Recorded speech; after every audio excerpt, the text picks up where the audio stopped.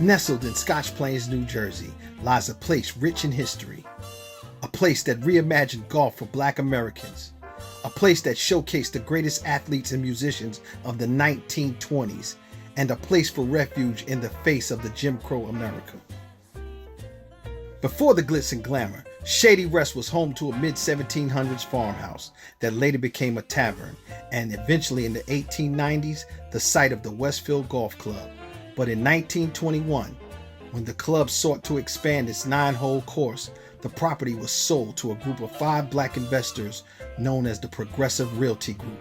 This landmark purchase marked the first time a country club in the United States was Black owned and operated, giving birth to the Shady Rest Country Club.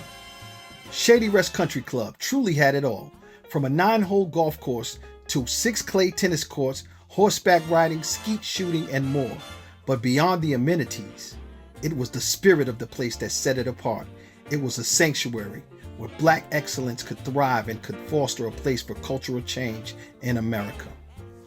In fact, civil rights leaders such as NAACP co-founder W.E.B. Du Bois and the lyricist of the Black National Anthem, James Weldon Johnson, often visited the club and were inspired by its unwavering sense of community. That same spirit helped shape the early journey of a young Althea Gibson who trained on Shady Rest clay courts, laying the foundation for her historic rise as the first Black tennis player to win a Grand Slam title. Shady Rest's historic golf course also led her to join the LPGA Tour, just 2 years after the PGA of America lifted their Caucasian-only rule. Althea Gibson was a trailblazer for Black athletes, but it was decades earlier in 1896 when golf was changed forever. At this time, the U.S. Open participants were Scottish and English immigrants who helped bring golf to America. These immigrants came to the USGA president Theodore Havermeyer and stated that if John Shippen and Oscar Bunn would be allowed to play in the U.S. Open, then we will refuse to play. Theodore Havermeyer then told them that Shippen and Bunn would be allowed to play regardless of their Native and Black American background.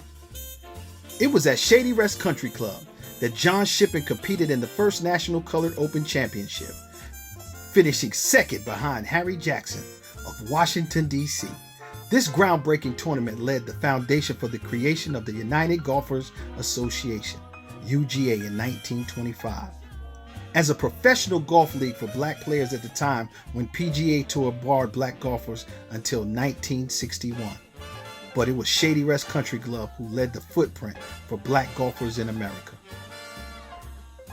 And musicians they attracted, from Sarah Vaughan to Billie Holiday and Louis Armstrong to Count Basie, Shady Rest attracted the best jazz musicians of their time.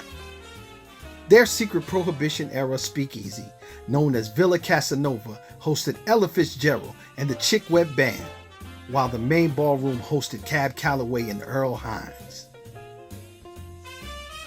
Shady Rest Country Club officially closed in 1964 due to tax foreclosure. The township of Scotch Plains opened Scotch Hills Country Club, erasing the legacy of Shady Rest for decades. But in 2013, a group of passionate Scotch Plains residents came together to form a nonprofit organization formed to save this historical landmark. Beyond the lush grass of these historic fairways and the echoing jazz or the pioneers created here, Shady Rest Country Club is a place for resilience, a place for community, and a place for excellence, and a place for us. Ladies and gentlemen, the National Black Golf Hall of Fame is proud to induct Shady Rest Country Club into the class of 2025.